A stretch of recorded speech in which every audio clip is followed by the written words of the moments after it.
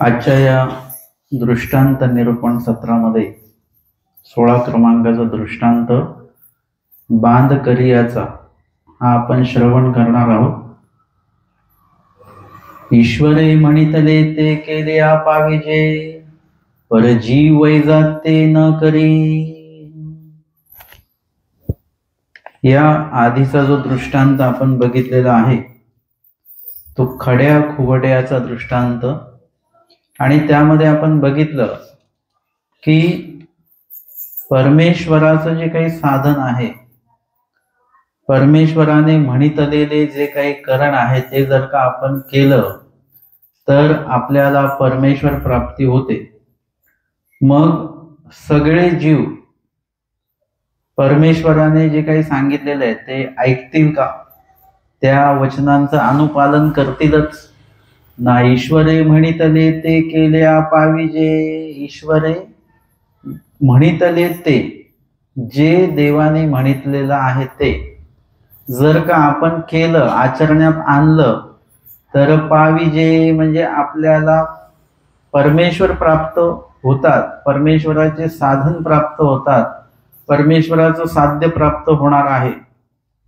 मग परी जीव वैजात ते न करीते, परंतु जीव मात्र वैजात ते म्हणजे परमेश्वराचे विचार आणि जीवाचे विचार याच्यामध्ये नेहमीच फरक येत असतो.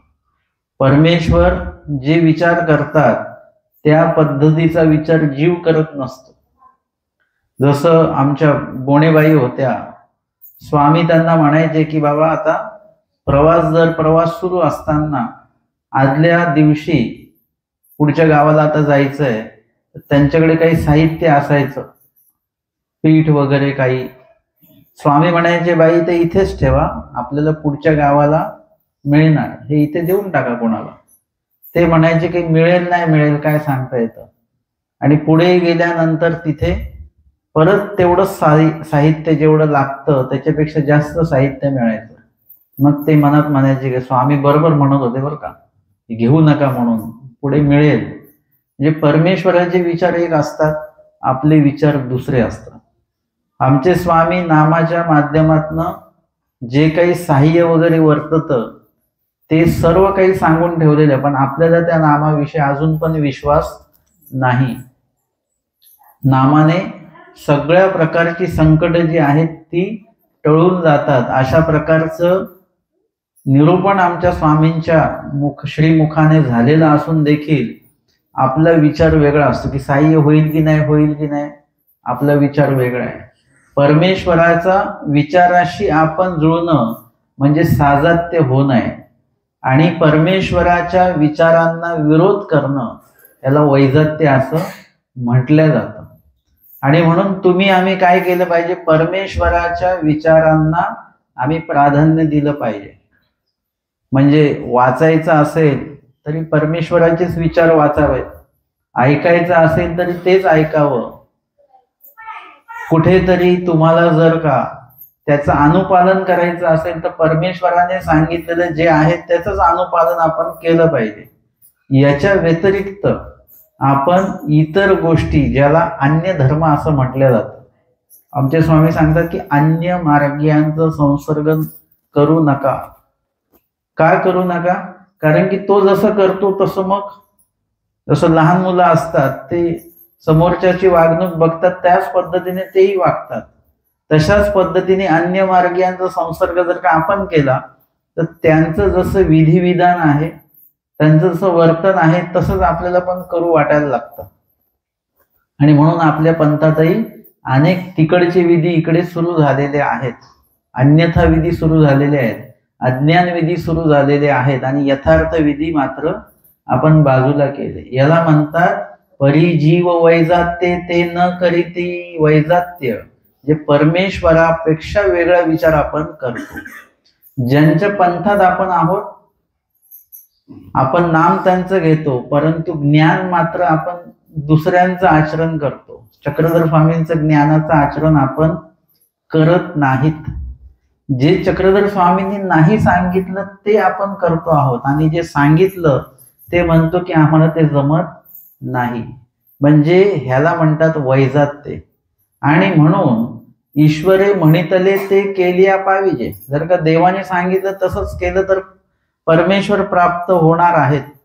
शाब्द अप्रोक्ष सामान्य विशेष हे सगळं प्राप्त होईल. ज्ञान प्राप्त होईल, परमेश्वराचं प्रेम प्राप्त होईल, ईश्वर स्वरूपाची प्राप्ती आनंद प्राप्त होईल.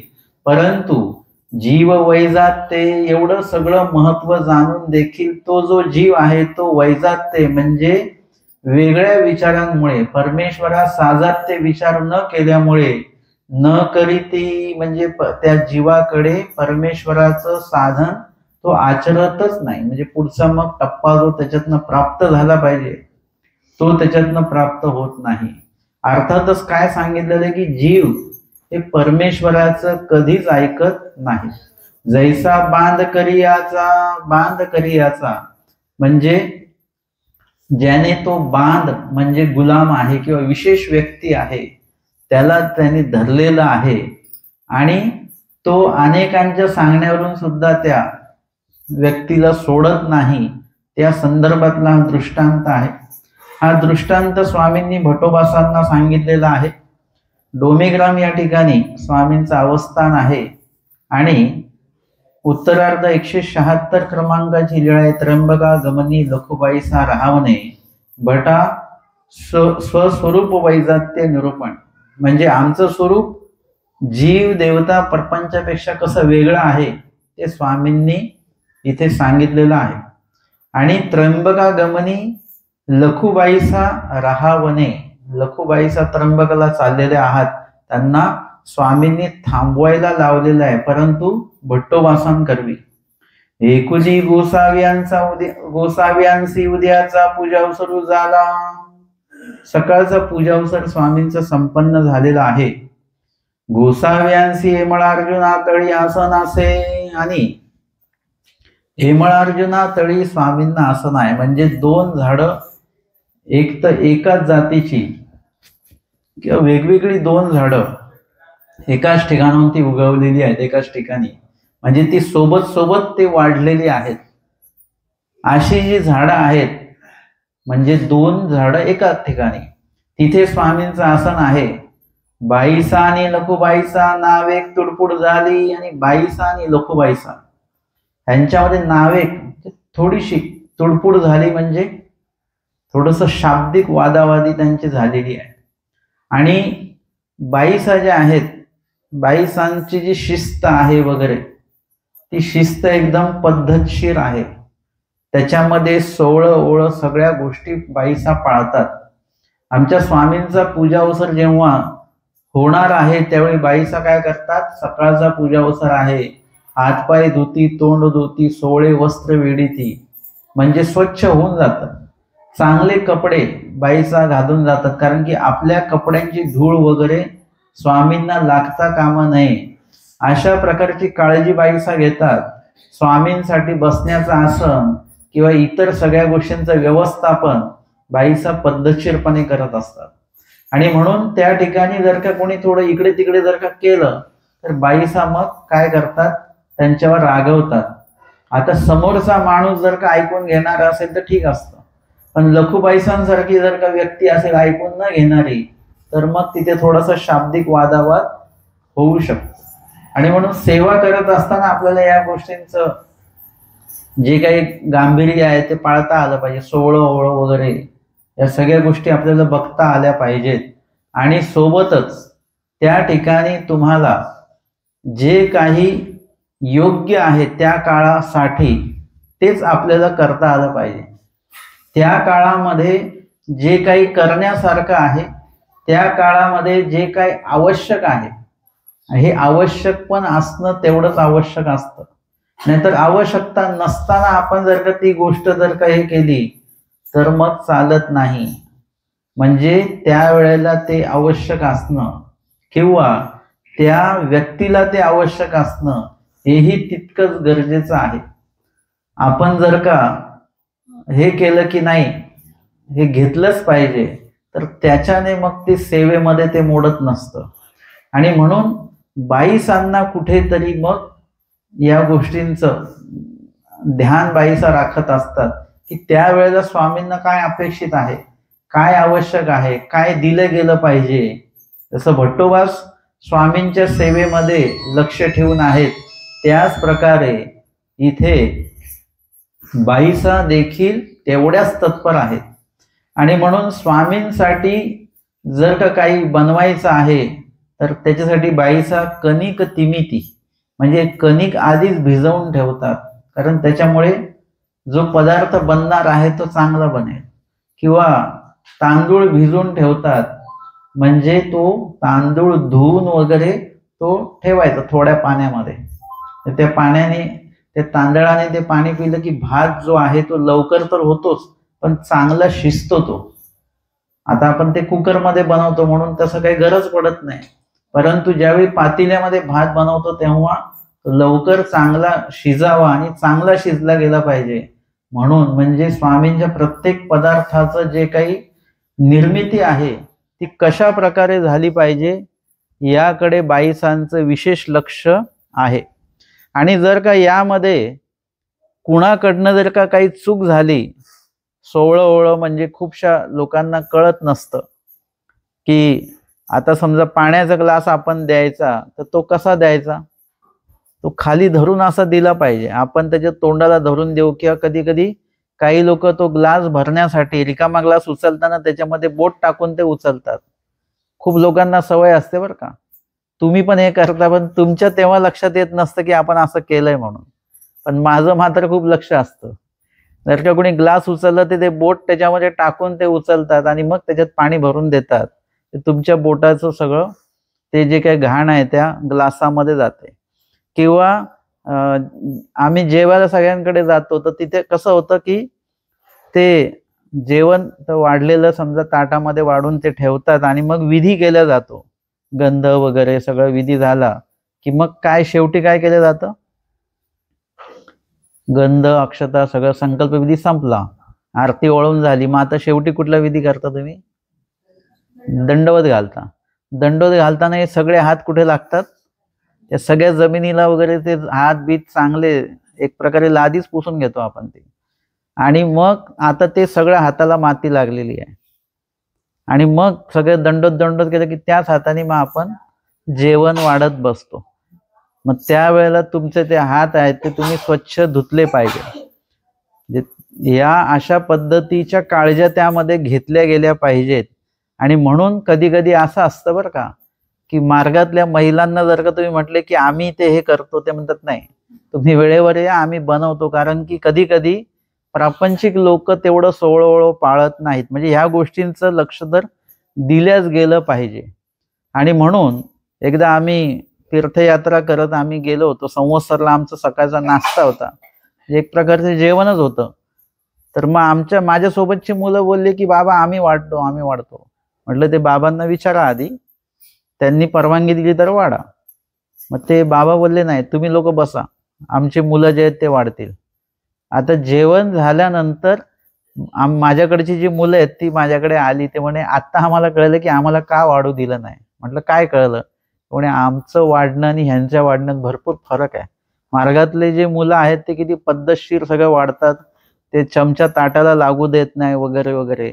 म्हणजे इत्यादी प्रकारे वाढताना कधी कधी आपला जो चमचा आहे तो त्या ताटालाच लागतो, उष्ट्या ताटाला लागतो, त्या वाटीलाच लागतो वगैरे. म्हणजे हे सुद्धा असता कामा नये. जे वाढणारे आहेत त्यांनी ताट उचलायचं नाही खरकटं, आणि जे खरकटं ताट ज्यांनी उचललं त्यांनी परत हात धुतल्याशिवाय वाढायचं नाही. हे एवढं कोण लक्ष देणार आहे. मग असे जर का बाईसांच्या तावडीत आपण सापडलो तर बाईसा सोडतील का, नाही. म्हणजे हे सगळं लक्ष सेवेकरी व्यक्तीमध्ये असणं गरजेचं असतं. माझं खूप लक्ष असतं या गोष्टींकडे. म्हणजे इथे बाईसांचं तर किती लक्ष असेल. आणि बाईसांची प्रत्येक सेवा स्वामींविषयीची इतकी अत्यंत आवडीपूर्वक आहे की त्यामध्ये थोडंसं सुद्धा इकडे तिकडे झालेलं बाईसांना चालत नाही. आणि म्हणून त्यांची बाईसांचं बऱ्यापैकी कोणाशी पटत नसेल तर त्याचं कारण एवढंच आहे की बाईसा रागीट आहे वगैरे हा प्रकारपेक्षा पण त्या सेवेमध्ये जर का काही कमी जास्त झालं तर ते बाईसांना आवडत नाही.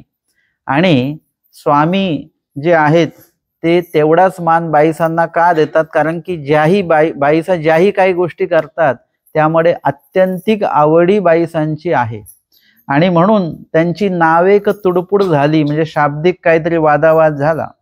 मग परिवंट बांधला आणि परिवंट बांधला लखुबाईसांनी. एरवी प्रपंचात भांडण झाले की लगेच बाया लोक हे करतात ना, माहेरी निघतात. मग आता इथे लखुबाईसा आहेत, ते पण काय झालं की त्यांना राग आला की बाईसा नेहमीच मला काही ना काही बोलत असतात. त्यांनी सुद्धा ते परिवंट बांधला, गाठोडं बांधलं, स्वामींजवळ आल्या, गोसाव्यांशी दंडवते घातली, श्रीचरणा लागल्या आणि मग स्वामींना म्हणतात, जीजी त्र्यंबका जाईन, मी आता त्र्यंबकेश्वरला निघालेली आहे. सर्वज्ञ म्हटले, का बाई, बरं काय झालं एकदम अचानक तुम्ही निघालात? नाजी मजसी बाई से बोलती, मला बाईसा अशा अशा बोलल्या, तशा तशा बोलल्या वगैरे. त्यांनी जी काही बाईसा जे आहेत ते बाईसांच्या विषयी जी तक्रार आहे ती तक्रार त्यांनी त्या ठिकाणी मांडलेली आहे.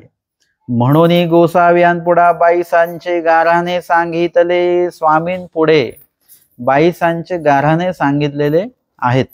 स्वामी म्हणतात, बाई तुम्ही बाईसांचे काही पहा, तुम्ही येथीचे पाहिजे की. स्वामी म्हणतात, तुम्ही बाईसांचं कशासाठी हे बघता दोष? तुम्ही परमेश्वराचा गुण बघा.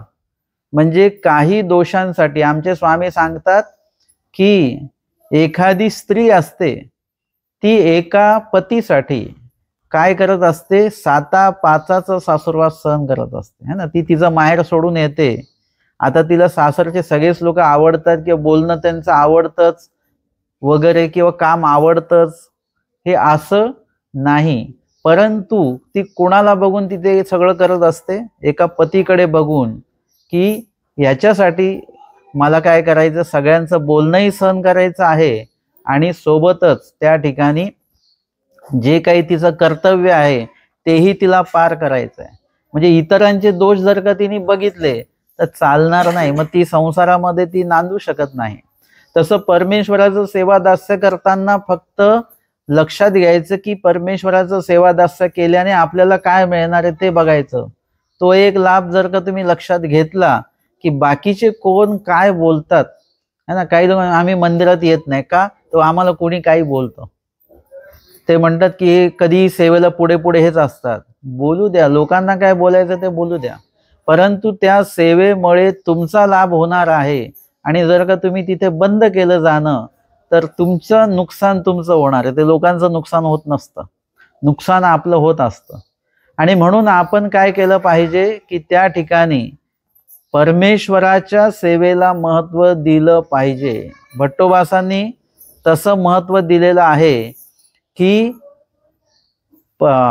सांडवा प्रसंगी की आपला जीव जाईल की काय होईल त्याच्याकडे लक्ष नाही दिलं त्यांनी कशाकडे लक्ष दिलं की परमेश्वराच्या मनोधर्माला आपण तिथे खरे उतरलो पाहिजे, ह्याकडे त्यांनी महत्त्व दिलं. परमेश्वराची प्रवृत्ती काय आहे त्याला त्यांनी महत्त्व दिलेलं आहे. तापामध्ये पण जेव्हा नेवाशाला जातात त्यावेळी सुद्धा स्वतःच्या तापाला महत्त्व नाही दिलेलं आहे, तिथे त्यांनी सेवेला, परमेश्वराच्या प्रवृत्तीला महत्त्व दिलेलं आहे. तशा प्रकारे इथे आपण कोण बोलतात त्यांना थांबवता येईल का? त्या ठिकाणी जर का आपण लोक काय म्हणतात किंवा कोणाचं आपल्याला बघून कोणाला काय वाटतं वगैरे या गोष्टीकडे आपण जर का थोडं दुर्लक्ष केलं तर त्यामध्ये परमेश्वराचं जे सेवा आहे, परमेश्वराचं जे दास्य आहे ते आपल्याला मिळू शकतं. आणि म्हणून स्वामींनी खास करून ते वचन सांगितले, जे सेवा करणारे आहेत त्यांना ते वचन सांगितलेलं आहे की एक स्त्री 7-5चा सासुरवास सहन करते एका पतीसाठी, मग विश्वाचा पती परमेश्वर तेणेसी जर का आपण धरणे मांडलेला आहे. परमेश्वर म्हणजे कोण आहे? विश्वाचे पती आहेत. आता जगाचे पती परमेश्वर आहेत आणि जर का त्यांना आपण शरण गेलेलो आहोत तर काय होणार आहे की जगाचा सासुरवास आता आपल्याला होणार आहे. आपल्याला बोलणारे थोडे थोडके नसतील. सासरी फक्त सासरचीच मंडळी, सासर संबंधित 4च लोक आपल्याला बोलणार आहेत. परंतु देवाला शरण जाताना तुम्हाला 4 लोक नसतील, अनंत लोक असतील, अनेक लोक असतील. मग आता त्यावेळेस सगळ्यांचं जर का ऐकत बसलं तर आपल्याला देवधर्म सोडून द्यावा लागेल, असं होऊन जाईल.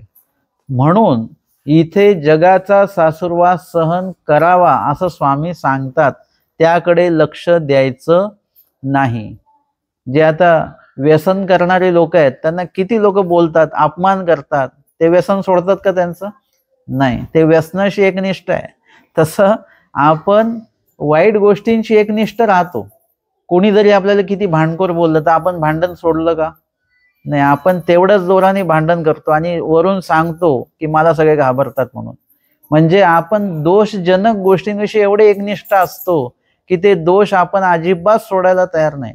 पण गुणदायक गोष्टींविषयी असं आहे की तुम्हाला तुमच्या सेवेविषयी कोणी काहीतरी बोललं लगेच आपण सेवा बंद करून टाकतो. तर तसं होता कामा नये. त्या ठिकाणी स्वामींच्या सन्निधानाला आपण महत्व दिलं पाहिजे, विधीला महत्व दिलं पाहिजे. जर का तुम्ही मंदिरात आलात, सगळेजण बोलतात, तुम्ही गाठी काढून डोळे बंद करून बसलात, तर ते जे बोलणारे लोक आहेत ते तुम्हाला सोडत नसतात बरं का. ते म्हणतात आले मोठे डोळे बंद करून स्मरण करायला, म्हणजे हेच जास्त ज्ञानी झाले, ह्यांनाच पोथी जास्त समजली बरं का. असं बोलणारे लोक असतात. परंतु मग त्यांचं ऐकून स्मरण बंद करायचं का आपण?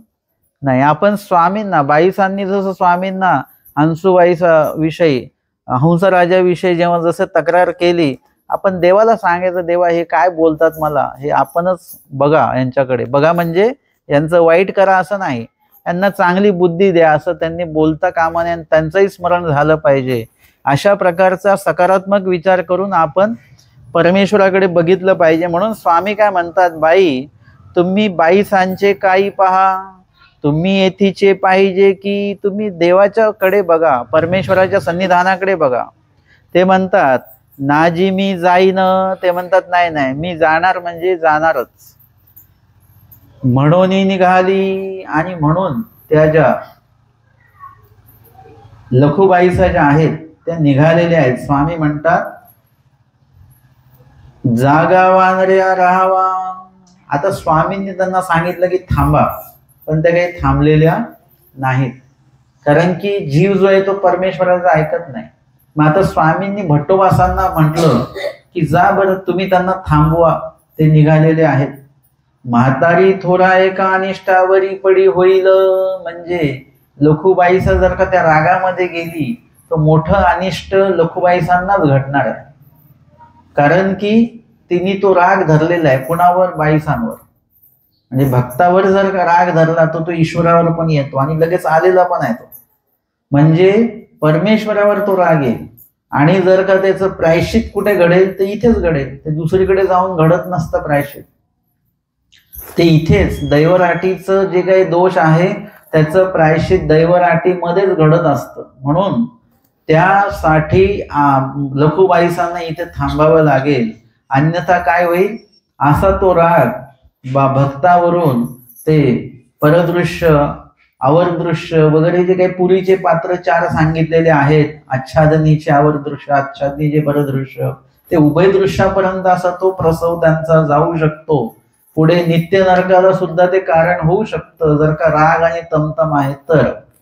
आणि म्हणून त्यांना तुम्ही थांबवा. हे काही जी गोसाव्यांचे न राहती, माझेनी काही राहती. ते भट्टोबास म्हणतात देवा ते तुमचं ऐकत नाही, ते माझं काय ऐकणार? तुम्ही म्हटलं थांबा तर थांबले नाहीत, माझ्या सांगण्यावरून कशावरून ते थांबतील?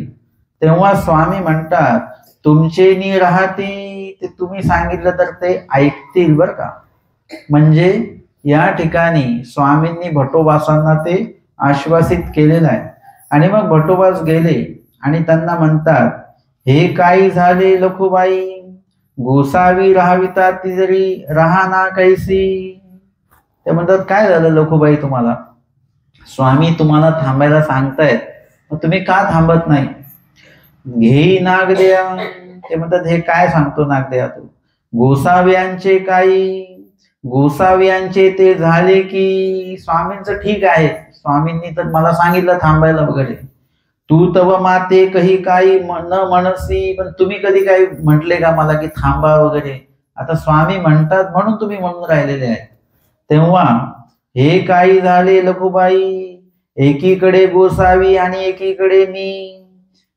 तेव्हा ते म्हणतात मी कसं काय आता बोलू, एकीकडे स्वामी आहेत, मी एका बाजूला आहे, स्वामी एका ठिकाणी आहेत, म्हणजे स्वामी असताना मी कसं काय म्हणू शकतो.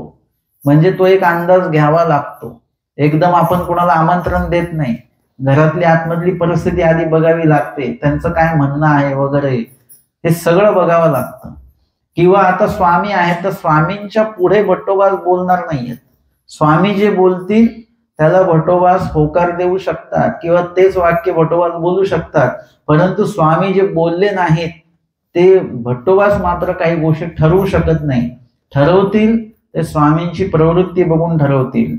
ते परत म्हणतात, घेई नाग द्या गोसाव्यांचे काही, गोसावी झाले की गोसाव्यांचे झाले की, तू तव माते काही काही म्हणसी न म्हणसी की. म्हणजे तुम्ही तर मला कधीच काही बोलत नाही.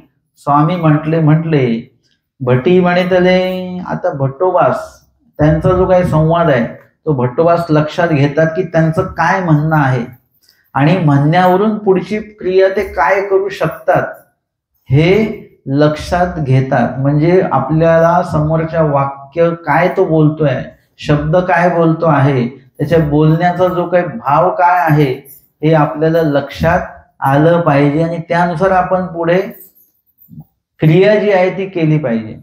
आता त्यांचं म्हणणं आहे की स्वामींचं जाऊ द्या, स्वामी तर म्हणतातच नेहमी, किंवा स्वामी हे बाईसांचीच बाजू घेतात नेहमी, माझी बाजू तर कधी घेत नाही, स्वामींचं जाऊ द्या.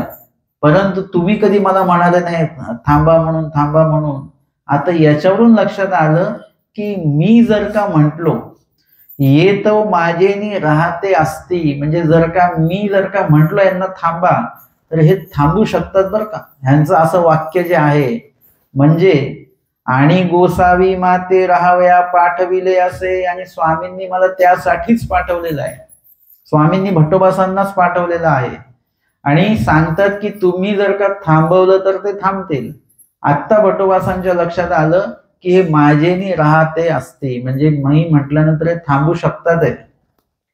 आणि स्वामींनी पण मला त्यासाठीच पाठवलं तरी राहावो नाका. मग मी का सांगू नये की थांबा म्हणून. सांगू शकतो आपण. एखाद्याने जर का म्हटलं का मी स्मरण केलं तर चालेल का, आपण काय म्हणायचं मग, नाही चालणार. स्वामींनी सांगितलेलं आहे स्मरण करावं आणि ह्यांचं पण म्हणणं आहे स्मरण करू का, आणि आपल्या होकारावर जर का ते करणार असतील तर आपण काय करायचं, हो म्हणून घ्यायचं. कोणी म्हटलं की मी दीक्षा घेऊ का, मग आपण काय म्हणायचं, कुठे दीक्षा घेता, आता मार्गात तसं वातावरण आहे का, हे आहे का, तुम्हाला जमणार आहे का. या गोष्टी आपण त्यांना उगाच सांगत बसायच्या.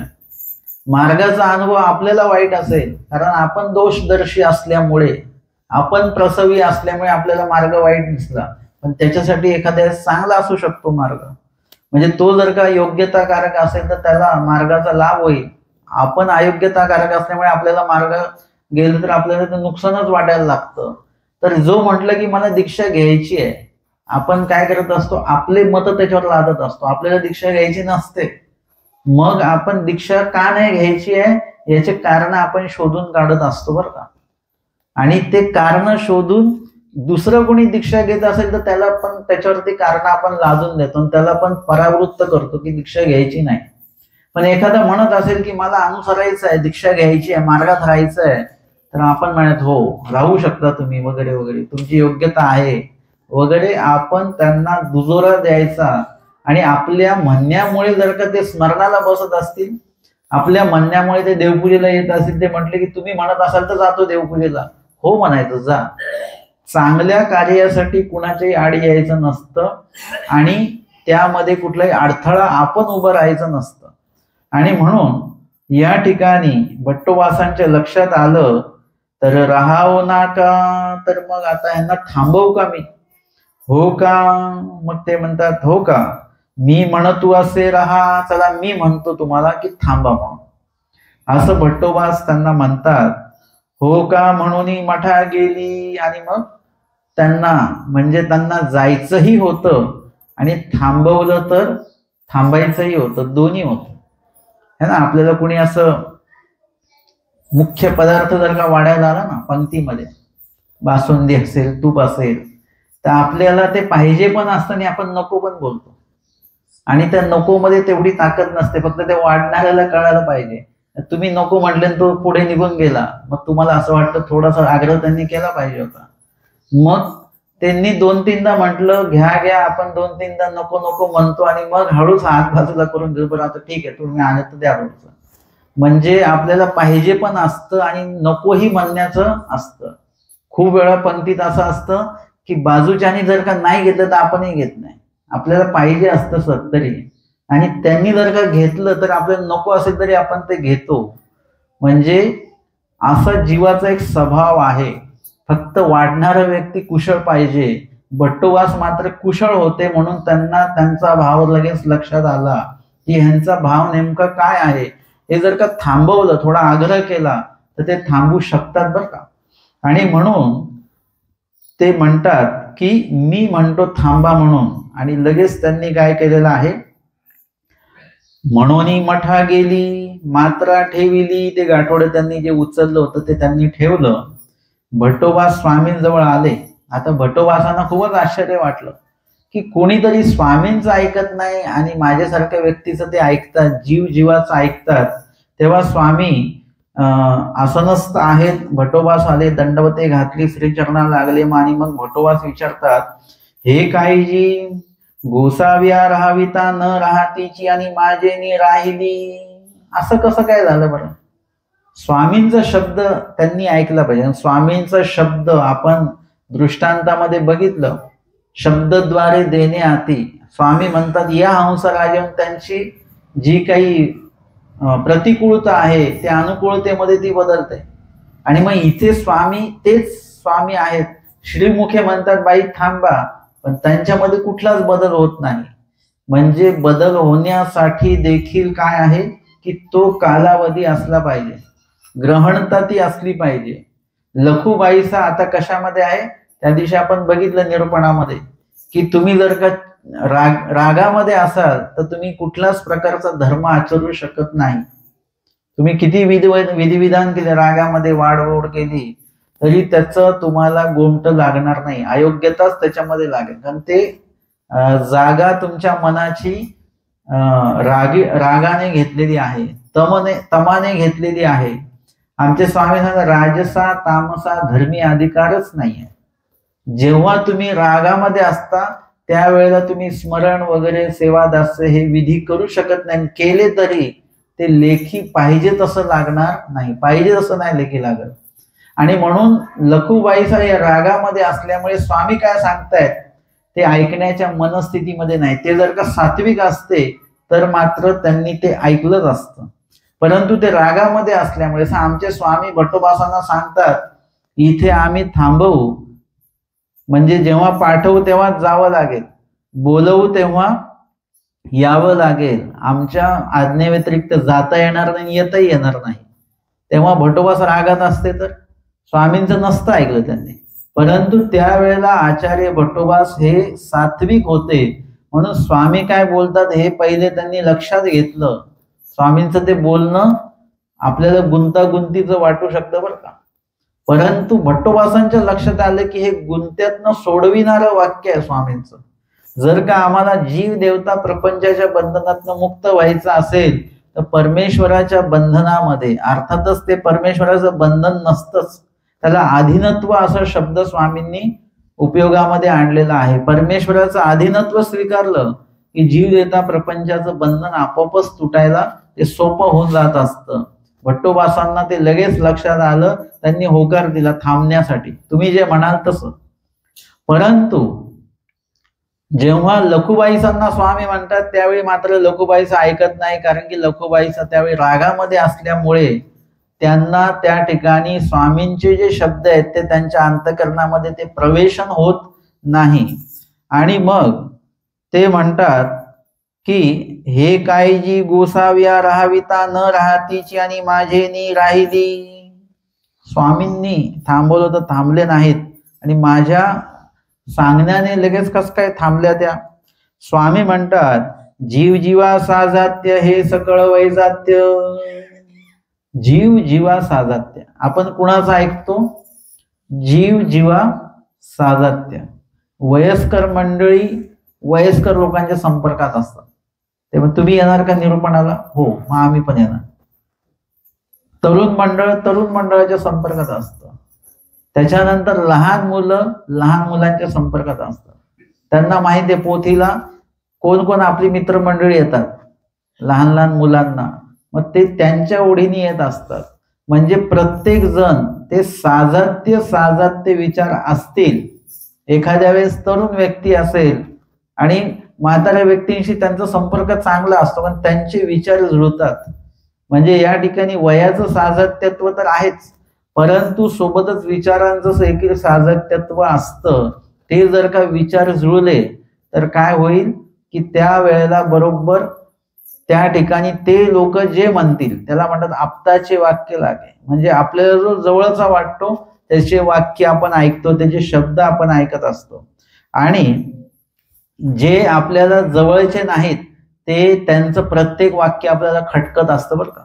ते काही जरी म्हटले तरी सुद्धा, त्यांनी गोड जरी वाढलं तरी ते आपल्याला कडूच लागतं. त्यांनी काही जरी केलं तरी ते उलट उलट वाटायला लागतं. ह्याला म्हणतात वैजात्यत्व. त्यांचे विचार आणि आपले विचार, त्यांच्या क्रिया आपल्या क्रिया कुठेच जुळत नसतात. आणि म्हणून स्वामी सांगतात जीव जीवा साजात्य. जीव जीवाचं लगेच ऐकू शकतो, पण जीव प्रपंचाचं ऐकत नाही. जीव देवतेचं ऐकत नाही, जीव आणि जीवाचं ऐकत नाही असं नाही. पण परमेश्वराचं मात्र तो ऐकतच नसतो. जीव प्रपंचाचं ऐकू शकतो, जीव देवतेचंही ऐकू शकतो, पण जीव जीवाचं सगळ्यात जास्त ऐकतो. एकमेकांचं ते ऐकतात. म्हणून या ठिकाणी जीव जीवा साजात्य असल्यामुळे लगेच एकमेकांचे शब्द एकमेकांना प्रभवतात.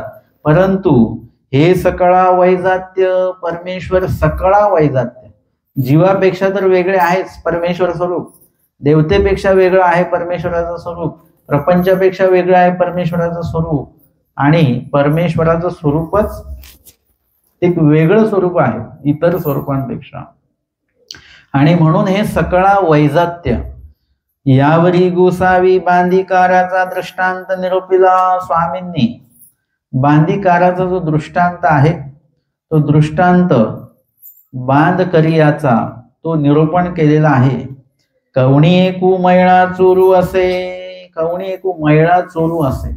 मैळा म्हणजे आपण त्या दिवशी बघितल्याप्रमाणे चोरांच्या देखील काही नियमावली असतात, परंतु कुठल्याच नियमावलीचं पालन न करणारा जो चोर आहे, इतर चोरांच्या दृष्टीने तो कसा आहे, तो मळलेला चोर आहे, मळीन चोर आहे. तो आमच्या गटामध्ये नाही, कारण की तो कुठल्याही प्रकारचे तो नियम पाळत नसतो. अशा प्रकारची त्याची ख्याती आहे. आणि मग तो काय करतो, नियम बाह्य काही गोष्टी करत असतो. ते करत असताना तो बांधधरी म्हणजे महत्वाच्या व्यक्तीला तो त्याचं अपहरण तो करतो, महत्वाच्या व्यक्तीचं. आणि तो हे करतो की बाबा मी ह्याला काहीतरी नुकसान करेल वगैरे अशा प्रकारचं त्याचं वक्तव्य असेल. रावतया ते मागावया जाये. आता राजा त्याच्याकडे त्या मुख्य व्यक्ती किंवा विशेष व्यक्तीला सोडावं त्यांनी, म्हणून राजा त्याच्याकडे जातो. राजा जातो म्हणजे स्वतः जात नाही. राजाचं जे शिष्टमंडळ असेल वगैरे काही अधिकारी वर्ग असेल त्यांना राजा त्या चोराकडे पाठवतो आणि सांगतो, अरे मळ्या हे बांध आम्हासी दे. हे जे काही तू ज्याला धरलेला आहेस, पकडलेला आहेस, तो तू आम्हाला देऊन टाक. मग तू म्हणसी ते आम्ही तुझं देऊनी. तू जे म्हणशील ते आम्ही तुला देऊ, पण तू काय कर, हा जो तू बांध धरलेला आहेस, गुलाम धरलेला आहेस, तो आम्हाला तू देऊन टाक. तो रायासी ने दी. परंतु तो राजाचं ऐकत नाही. तो मैळा चोर आहे, म्हणजे क्रियेने तर तो मळलेला आहेच, पण तो विचाराने देखील योग्य विचार काय अयोग्य विचार काय हे त्याच्या काही लक्षात येत नाही. म्हणून काही लोक असतात ते कुणाचं काहीच ऐकत नाही. त्यांना म्हटलं देवपूजा करा, नाही करणार. काय होतं देवपूजा केल्याने? किंवा स्मरण करा, माझ्याकडनं स्मरण होत नाही. ते कुणाचं काही ऐकत नाही. आता ते त्याच्यामध्ये त्यांचंच भलं असतं, त्यांचं काही वाईट आहे का त्याच्यामध्ये? नाही. तरी पण आपल्याला जेव्हा आपलं भलं कळत नाही त्यावेळेला मग आपण कुणाचंच ऐकत नसतो. आता तो रायासी नेदी, आता राजाला कोणीतरी नकार देणं म्हणजे काय साधी गोष्ट आहे का? परंतु तो राजाला नकार देतो. मग पंचनगरे मागावया येती तथा नवही मागावया येती. पंचनगरे म्हणजे नगरातले 5 प्रमुख व्यक्ती, याला पंचायत आपण असं म्हणतो, किंवा नवनगरे म्हणजे सिद्धांतिक ह्याच्यामध्ये सगळ्या देवता आलेल्या आहेत, नवस्थानीच्या देवता असतील, हे सिद्धांती याच्यामध्ये. दृष्टांतामध्ये पंचनगर जसे आहेत तशाच प्रकारचे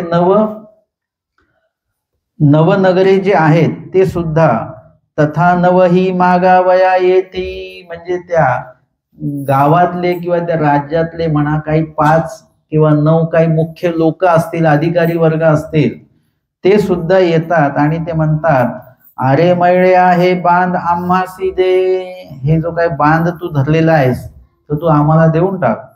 मग तू मागसी ते आम्ही तुझं देऊनी, तू जे म्हणशील ते आम्ही तुला देऊ. म्हणसी ते करूनी, जे म्हणशील ते आम्ही करू. त्याही नेदी, तो त्यांना सुद्धा देत नाही. त्याला काय वाटतं की राजा माझ्याकडे मागायला येतो आणि मी देत नाही, बाकीच्यांना काय मी द्यायचं, म्हणजे तो स्वतःचं महत्व वाढवून घेण्याचा त्याच्यामध्ये प्रयत्न करत असतो. कधी कधी आपण बघतो ना की एखाद्या वस्तूला विकायचं आहे, मग त्याचा किती भाव आला, आपल्याला त्याच्यापेक्षा जास्त पाहिजे, त्याच्यापेक्षा जास्त पाहिजे, असं करता करता जे काही सुरुवातीला मोठा भाव आलेला असतो तोही नंतर मिळत नाही, एकदम कमी पैशामध्ये ते आपल्याला विकावं लागतं. म्हणजे काय होत असतं की त्याच्यामध्ये आपलं नुकसान होत असतं. म्हणून त्यावेळेला तारतम्य बघून सगळं काही आपल्याला ते करायचं आहे. पण याला चोराला वाटलं की मी राजाचं ऐकलं नाही, त्या नवनगरे पंचनगराचं मी कशाला ऐकू. मग गाणे भाटे थोटी सिमुरे रांधवणे सामान्य स्त्रिया कालाळे, ये राया ते विडा मागावया येती. आता त्यानंतर कोण बरं याकडनं तो बांध सोडवेल या चोराकडनं, म्हणून त्या ठिकाणी प्रश्न पडलेला असतानाच राजाकडे गाणे भाटे थोटी म्हणजे गाणे गाणारे, किंवा भाटे म्हणजे स्तुती पाठक, थोटी म्हणजे जे थोडे अपंग वगैरे असल्यासारखे, सिमुरे म्हणजे थोडा शृंगार करणाऱ्या स्त्रिया, रांधवणे म्हणजे ते जे काही भोजन वगैरे बनवणारे जे लोक, सामान्य स्त्रिया, आणि कालाळे म्हणजे मद्यपान वगैरे मद्य जे आहे ते विकणारे लोक. म्हणजे हे लोक कोण आहेत? हे सगळे चोराशी संबंधित लोक आहेत, यांचा आपल्याशी काही संबंध येत नसतो. म्हणजे शक्यतो ते लोक कुठे असतात? विशिष्ट भागामध्ये असतात. आणि चोर वर्ग जो असतो तो चोरी वगैरे करून आल्यानंतर तो आपल्यामध्ये मिसळू शकतो का? तो त्याच स्तराच्या लोकांमध्ये तो जाणार आहे. आणि म्हणून हे सगळे जे लोक आहेत, हे सगळे लोक त्या राजाकडे येतात विडा मागायला, की तो बाण आम्ही तुम्हाला सोडून आणतो, तो विडा आम्हाला द्या, म्हणजे त्याचं काय बक्षीस येणार वगैरे त्या लोकांमध्ये मिळून जाईल. म्हणून हे सगळे मद्य विकणारे लोक असतील किंवा विशिष्ट ठिकाणी मद्यपान जिथे केल्या जातं तिथे हे लोक काही सेवेमध्ये कार्यरूप असतात. ही सगळी लोक गाणे गाणारे, स्तुती पाठक वगैरे है ना, जिथे असं काही खेळल्या जातं जुगार वगैरे, तिथे स्तुती पाठक पण असतात. जो जिंकतो त्याची स्तुती केल्या जाते, जो जिंकणारा व्यक्ती त्यांना काहीतरी पैसे देतो, त्याला पाणी देणारे लोक, त्याला काही खायला आणणारे लोक वगैरे, हवा घालणारे लोक, म्हणजे त्याच्यामुळे त्या लोकांना पैसे मिळतात. आता या ठिकाणी हे सगळे लोक राजाकडे येतात, तिये राया ते विडा मागावया येते. गाणे भाटे थोटी सिमुरे रांधवणे सामान्य स्त्रिया कालाळे असे 7 लोक आहेत, हे येतात आणि तिये म्हणती आम्ही बांध मागोनी, आम्ही त्याच्याकडनं तो बांध मागतो, तो सोडून आणतो. राव म्हणे आम्हासी नेदीची, राव म्हणतो आम्ही गेलेलो, स्वतः आमचं शिष्टमंडळ गेलं, राजाला त्यांनी तो बाण दिलेला नाही. आणि सोबतच पंचनगरासी नेदीची, पंचायत समिती गेली, त्यांना सुद्धा त्यांनी ते दिलेलं नाही. मा तुम्हासी काही देईल, तुम्हाला काय देणार आहे? आता त्यांची समाजामध्ये कुठल्याही प्रकारची काही श्रेष्ठताच नाही ना या लोकांची, म्हणजे तुम्हाला तो कसं काय देईल बरं? ना आम्ही मागवणी, ते म्हणतात आम्ही मागू. गप्पा करा. ना आम्ही मागवणी म्हणजे ते म्हणतात की आम्ही जाऊ आणि आम्ही त्याच्याकडे तर बाण मागू. मग राहो तयासी विडा दे. आता राजाला काय काम झाल्याशी मतलब आहे, कोणी का विडा उचले ना, आणि राजा त्यांना तो विडा देतो. मग ती जाती, आणि मग ते जातात त्या चोराकडे. ती म्हणती अरे मैळ्या, हे बांध आम्हासी दे. तो म्हणतो अरे मैळ्या, म्हणजे ते सुद्धा त्याला कसं बोलतात, उद्धट शब्दानेच त्याला बोलतात, कारण की त्यांच्यातले जे काही बोलणं आहे एकमेकांशी ते सभ्यपणाचं असू शकतं का? वाईट लोकांचे भेट वाईट लोकांशी जेव्हा होते तेव्हा सभ्यपणा, नमस्कार वगैरे असं काही होत नसतं तिथे. त्या ठिकाणी उद्धट पद्धतीने अपशब्दानेच एखाद्या वेळेस शिवी देऊनच एकमेकांना हाक मारल्या जाते, अशी त्यांची पद्धती आहे. आणि ते म्हणतात अरे मैळ्या, हे बांध आम्हासी दे. हा बाण, हा गुलाम तू जो धरलेला आहेस तो तू आम्हाला दे. तो म्हणतो मातेराव मागावया आला होता तयासी निधीची, पंचनगरे मागावया आली होती तयासी निधीची. मग तुम्हासी काही देईन. आता त्याचा थोडासा अहंकार वाढलेला आहे चोराचा. पण राजासारखा व्यक्ती माझ्याकडे आला, मी दिलेलं नाही. पंचनगरे माझ्याकडे मागायला आले, त्यांना मी ते दिलेलं नाही. किंवा बाकीचे कोणी नवनगरे आले, त्यांना मी दिलेलं नाही, तर तुम्हाला मी कशाला देऊ, असं तो म्हणतो. ते म्हणतात आता त्याला, हे काही रे मैळ्या, मरतुआ जोडावे आम्ही खावे. अरे तू असं कसं काय बोलतो? तुझा आणि आमचा संपर्क आहे, कसा आहे की तुआ जोडावे आणि आम्ही खावे. म्हणजे जर का त्यांनी काही चोरी करून द्रव्य आणलेला असेल, तो ते द्रव्य त्याचं कुठे ठेवतो, तो कुठे आणतो, कुठे लपवतो वगैरे हे सगळं आम्हाला माहिती आहे. आणि त्यातलंच काही द्रव्य घेऊन तो आमच्या ठिकाणी येतोस, मद्यपानाच्या ठिकाणी मद्यपान करतोस, कुठे जुगाराच्या ठिकाणी ते द्यूताच्या ठिकाणी द्यूत खेळतोस वगैरे वगैरे. म्हणजे त्याला तो पैसा कुठे खर्च करतो? तो सभ्य लोकांमध्ये येऊन तो खर्च नाही करू शकत, तो अशाच लोकांमध्ये जाऊन तो खर्च करत असतो. आणि तुआ जे जोडावे ते आम्ही खावे, म्हणजे तुझ्यावर आमचं सगळं जीवन सुरू आहे आणि आमच्यावर तुझं सगळं आहे. कारण की आम्ही जर का राजाला सांगितलं तुझ्याबद्दल माहिती, तर काय होईल?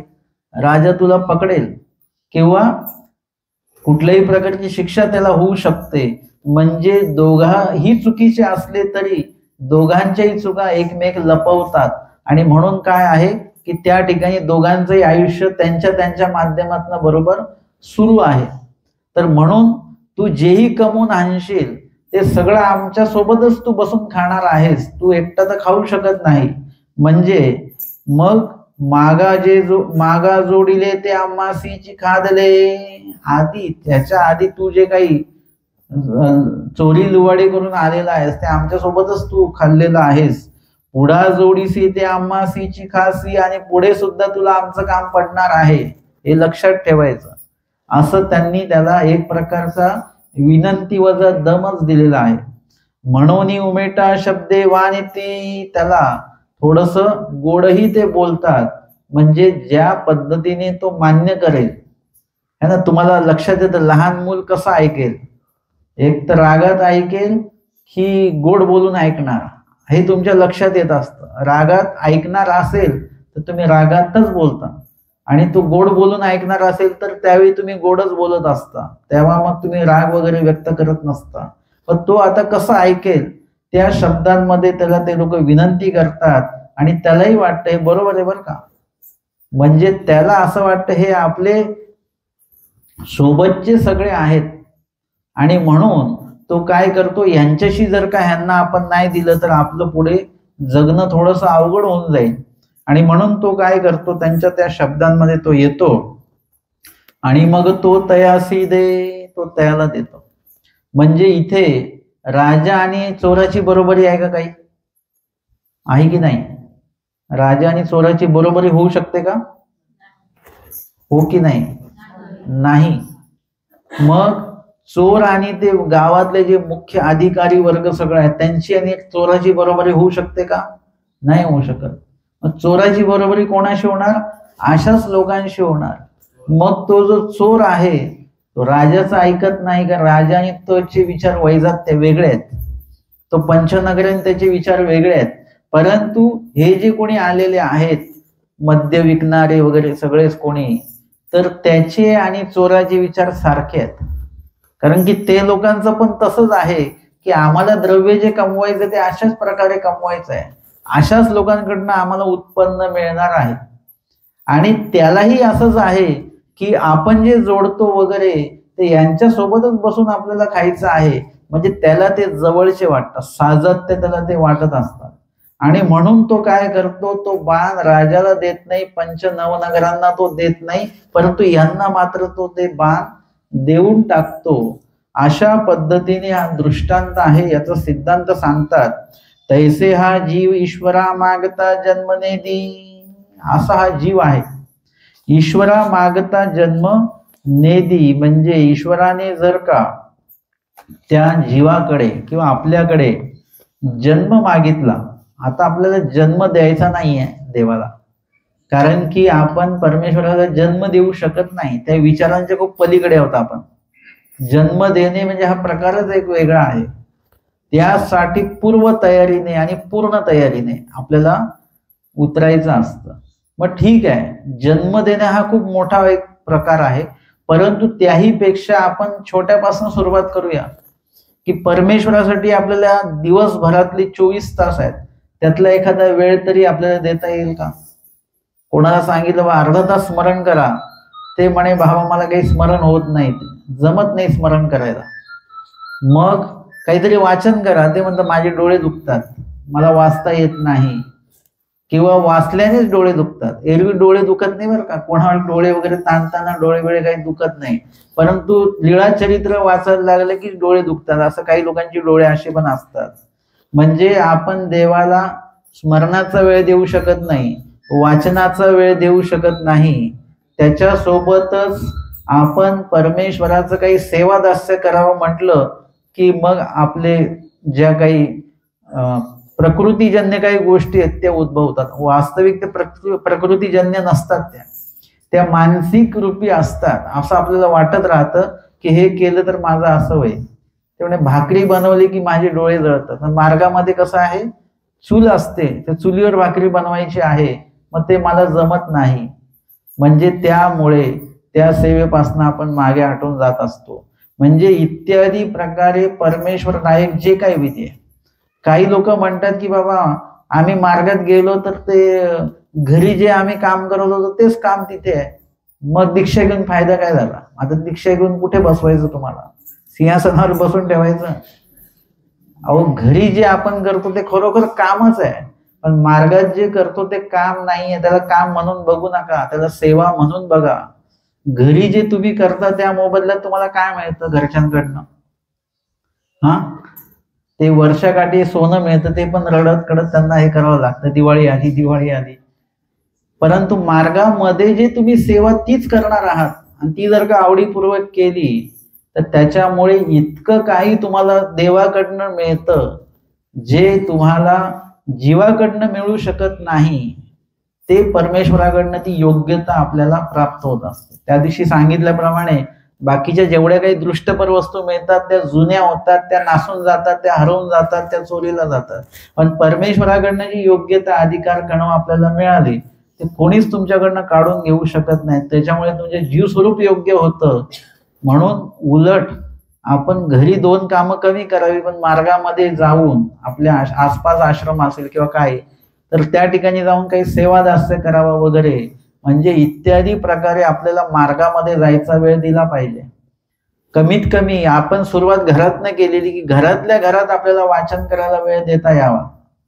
त्याच्यानंतर म्हणजे स्मरण असेल त्याच्यासाठी वेळ द्यावा, काहीतरी श्रवण करायचं असेल त्याच्यासाठी वेळ द्यावा. मला वेळच नसतो. आपण नेमकं आहेत कोण?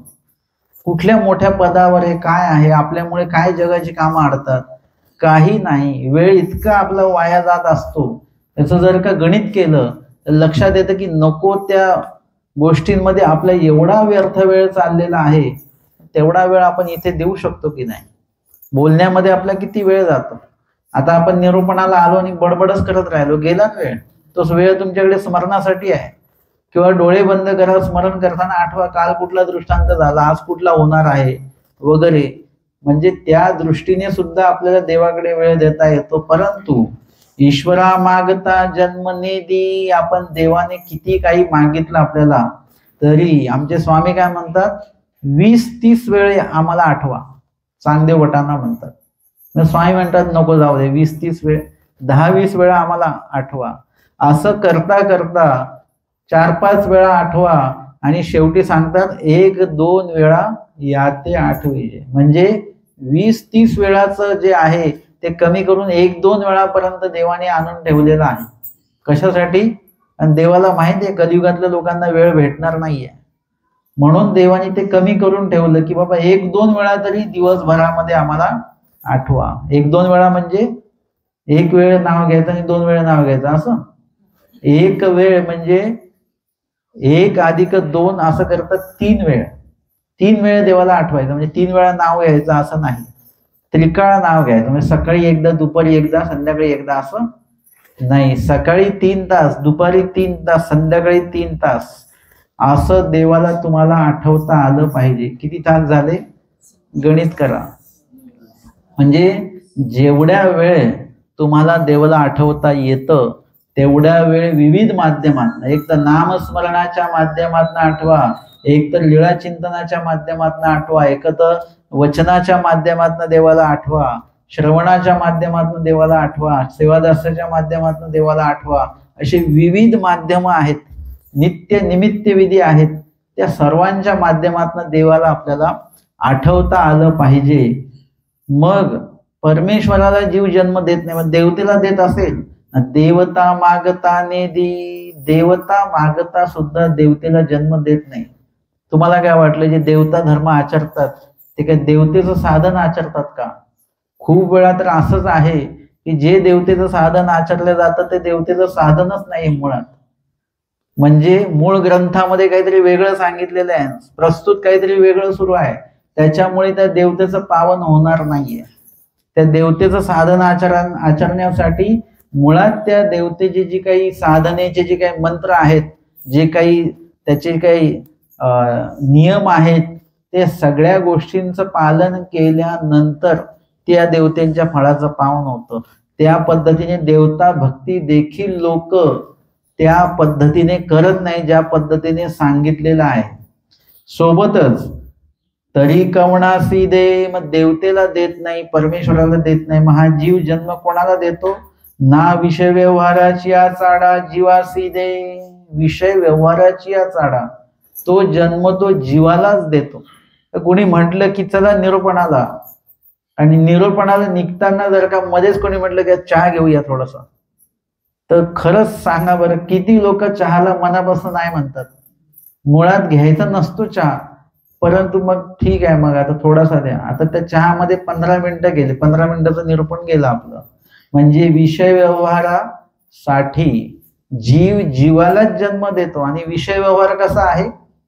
एका क्षणापुरता, काही वेळापुरता त्याची गोडी वगैरे आहे.